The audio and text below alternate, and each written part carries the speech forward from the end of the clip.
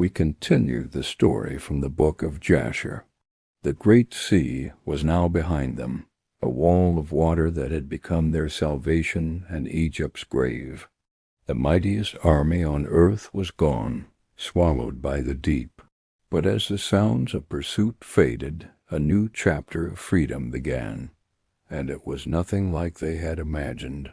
The book of Jasher records that after this incredible triumph, Israel stepped forward into the vast open wilderness. This was a place with no walls, no cities, and absolutely no guarantees. The initial celebration, the songs of Miriam and the women, the shouts of victory, they all faded away. The music quieted, and a harsh reality began to set in.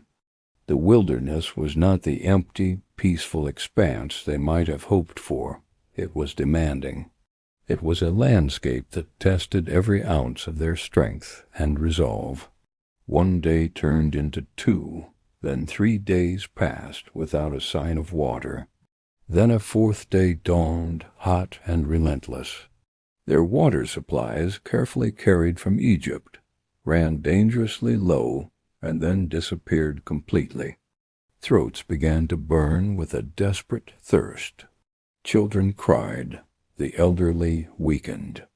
And fear, an old and familiar enemy, returned. This time it wasn't the fear of Pharaoh's chariots. It was a more primal fear, born not from external enemies, but from internal need.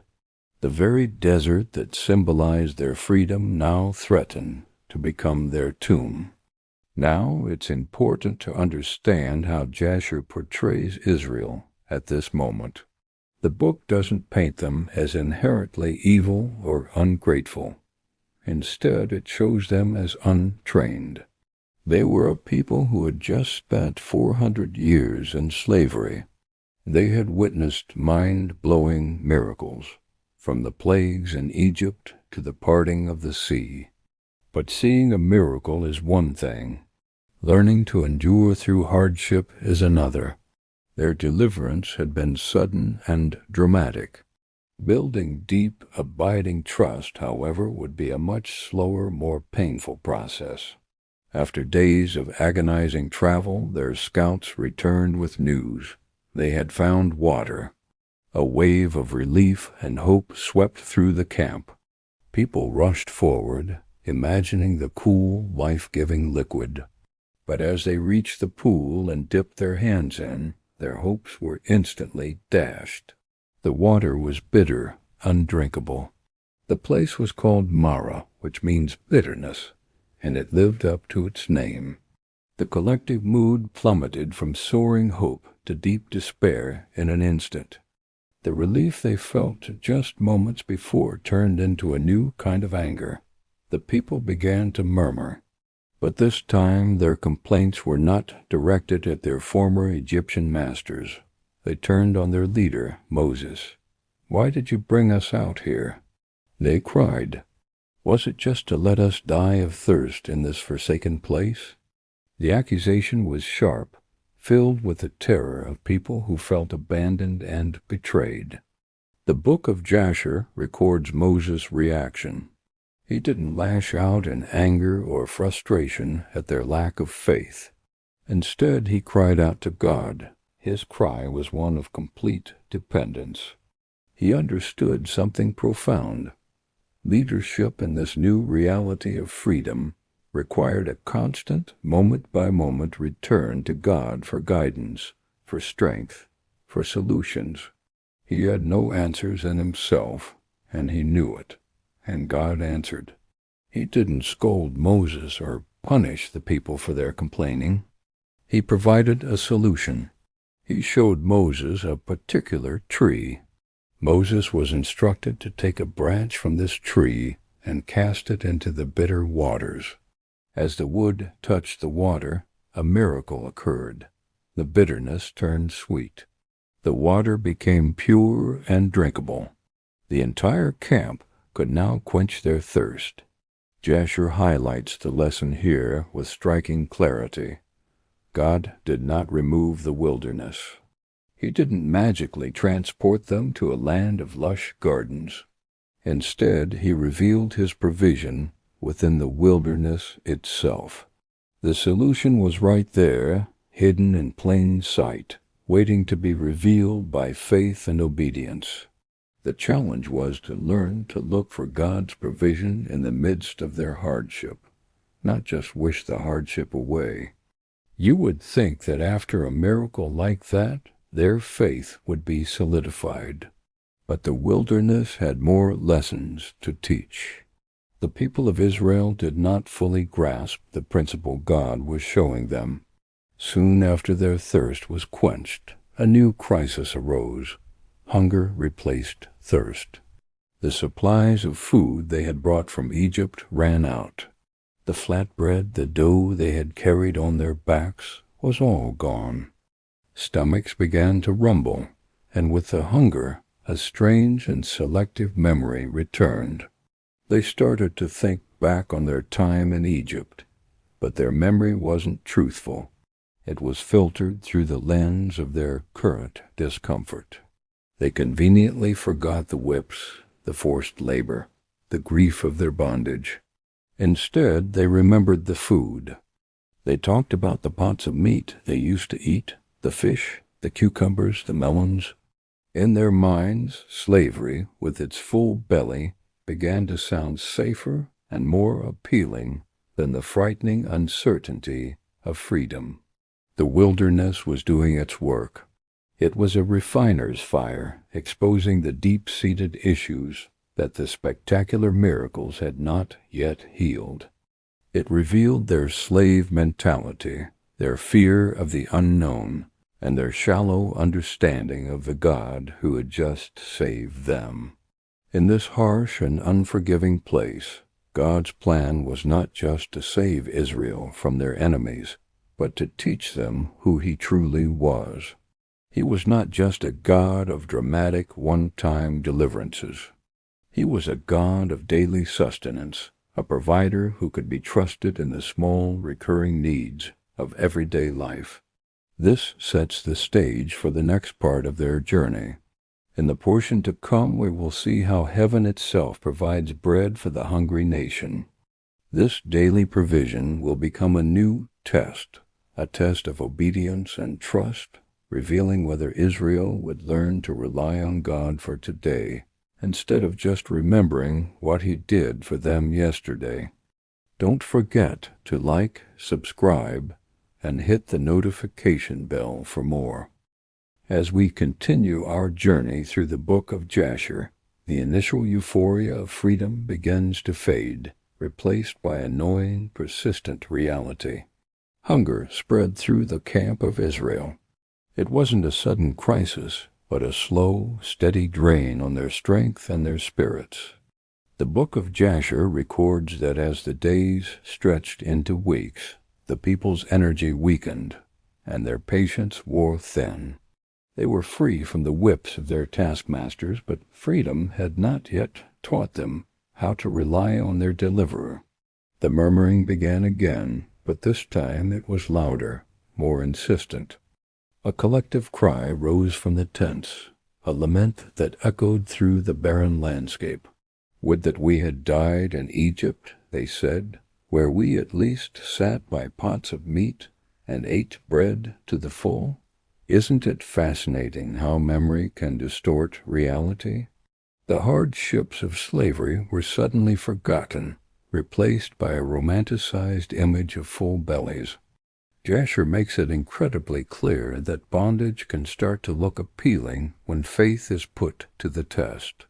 The past becomes a golden age when the present demands trust in an unseen future. But how did God respond to this complaint, this deep-seated fear? Not with a clap of thunder or a stern rebuke, but with quiet, miraculous provision. He told Moses He would rain bread from heaven. But this wasn't a one-time delivery to stock their pantries. This was a daily lesson in dependence. The provision was designed to cultivate obedience. The next morning, as the sun rose over the desert, the Israelites awoke to a sight that left them speechless. The ground was covered with a fine, flaky substance, something small, white, and completely unfamiliar. They looked at each other, bewildered, asking the same question, "Manna?" which in their language simply meant, "What is it?" And so the name stuck. It was manna, the what is it? Bread. The book of Jasher emphasizes the divine rule that came with this divine gift. God's instruction was simple and direct. Gather only what you need for today, just enough for your family, for one day. No hoarding, no storing up out of fear for tomorrow. This was a test not just of their hunger, but of their hearts. Could they trust that the provision would be there again the next day? Some obeyed. They gathered their daily portion, their omer per person, and trusted. But others, still gripped by the scarcity mindset of Egypt, could not resist the urge to gather more. They stockpiled, thinking they were being wise, securing their future.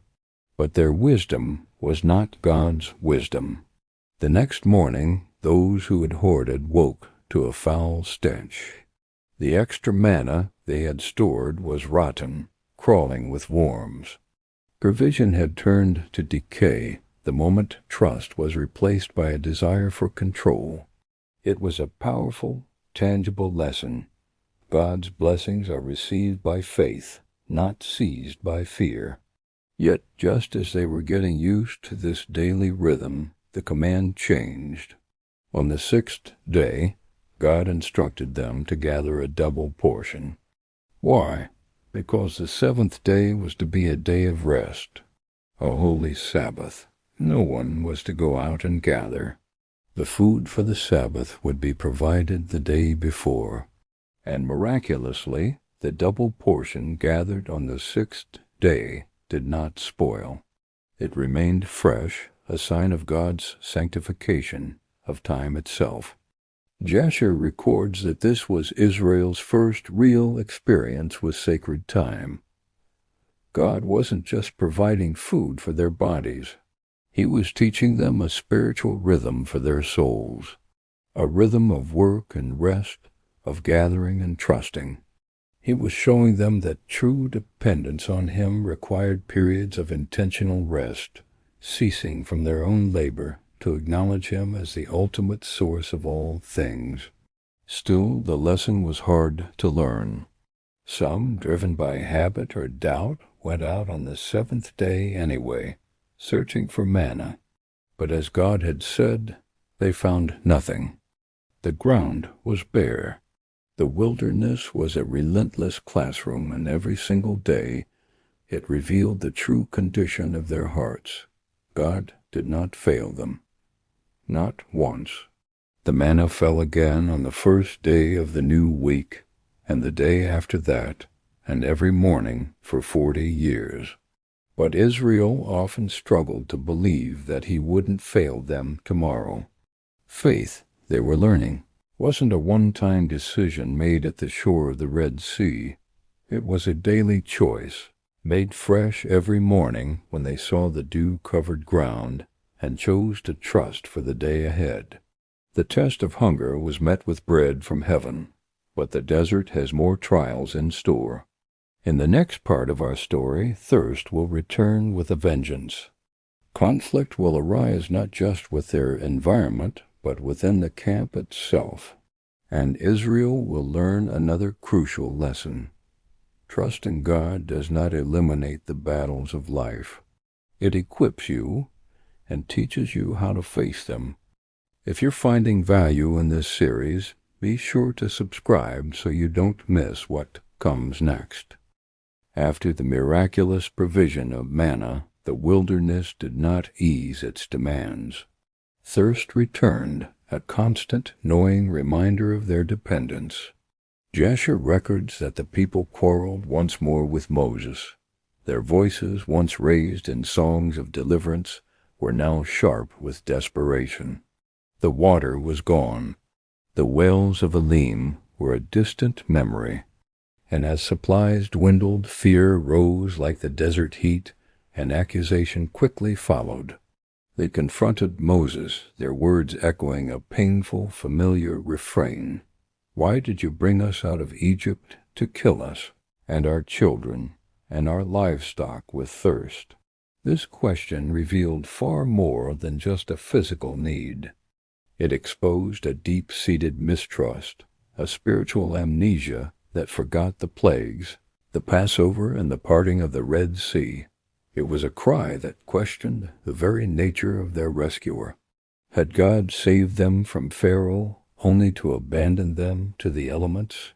In the face of this rebellion, Moses cried out again. But this time his plea was not directed at the people. He turned away from their accusations and lifted his voice to God. He laid the people's bitterness and his own burden at the feet of the Almighty. And God, ever faithful, answered not with anger, but with instruction. The command was simple, yet profound. Go on ahead of the people. Take some of the elders of Israel with you, and take in your hand the staff with which you struck the Nile. You will strike the rock at Horeb. This was not to be a private miracle. God commanded Moses to perform this act before the elders, before the people, so that all would see, without a shadow of a doubt, where their provision truly came from. It wasn't from Moses' leadership or their own resourcefulness. It was from the hand of God alone.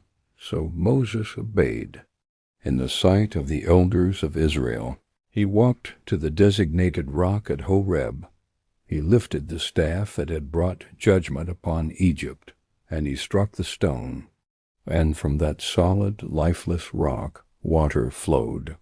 Not a trickle, but a river, gushing forth to quench the thirst of a nation. The book of Jasher highlights this moment, not just as a miracle of provision, but as an act of public faith. God did not hide his help or deliver it in secret. He revealed it openly, powerfully, turning what seemed barren and useless into an abundant source of life. It was a tangible lesson. The God who could bring water from a rock could be trusted in every circumstance. Yet the wilderness brought more than just physical needs like hunger and thirst. It brought opposition. As the Israelites journeyed from Rephidim, a new threat emerged, one they had not anticipated. Amalek came. The attack was unprovoked. It was unannounced. The Amalekites, a nomadic tribe descended from Esau, swept down upon the rear of the Israelite camp, preying on the weakest, the stragglers who were weary from the journey. For the first time as a free people, Israel faced a battle. Moses acted swiftly. He called upon a young, capable leader named Joshua, instructing him to choose men and go out to fight against Amalek. But Moses knew this battle would not be won by military strategy alone. He declared, "Tomorrow I will stand on top of the hill with the staff of God in my hand." As the battle raged in the valley below, Moses stood on the hill, his staff raised toward heaven. The book of Jasher, along with the biblical account, emphasizes a direct correlation. As long as Moses' hands were lifted high, a symbol of prayer and dependence on God, Joshua and the Israelite army prevailed. But when his arms grew heavy and began to fall, the tide of the battle turned, and Amalek gained the upper hand. The lesson was stark and immediate. Victory was not determined by the strength of their swords or the number of their soldiers.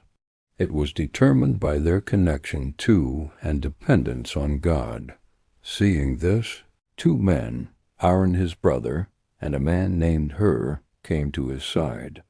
They found a stone for him to sit on, and then stood on either side of him, holding his hands up.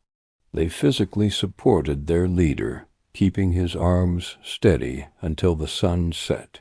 And as long as his hands were held high, Israel's victory was assured.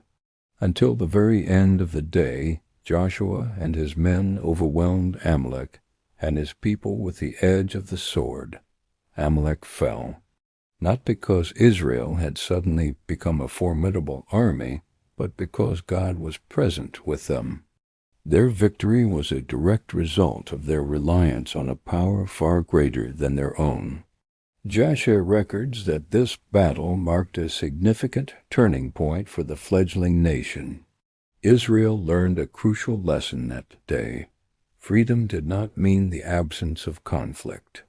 In fact, their newfound liberty brought them into direct confrontation with new enemies. But their freedom redefined how that conflict was to be faced. It was no longer about their own strength or survival instincts, as it might have been in Egypt. It was about unwavering dependence on the God who had redeemed them. Through these trials, God was shaping a people. He was patiently, meticulously forging a nation out of a band of former slaves. He was teaching them to trust him in their moments of desperate need, like when they cried out for water. He was teaching them to obey his instructions for provision, even when they seemed strange, like striking a rock. And he was teaching them to depend entirely on him in battle, when their very lives were on the line. The wilderness was no longer just a desolate place of survival, a barren wasteland to be endured. It was becoming a classroom, a crucible, a place of divine formation.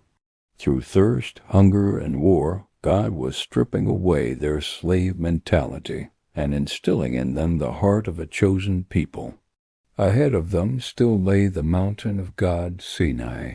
Ahead lay the covenant, the law, and the formation of their national identity. They were learning, step by painful step, what it meant to be defined not as slaves who had escaped Egypt, but as a people uniquely chosen, sustained, and led by God himself. This was the true beginning of their journey. If this story has resonated with you, please consider liking this video and subscribing to our channel for more deep dives into these ancient texts.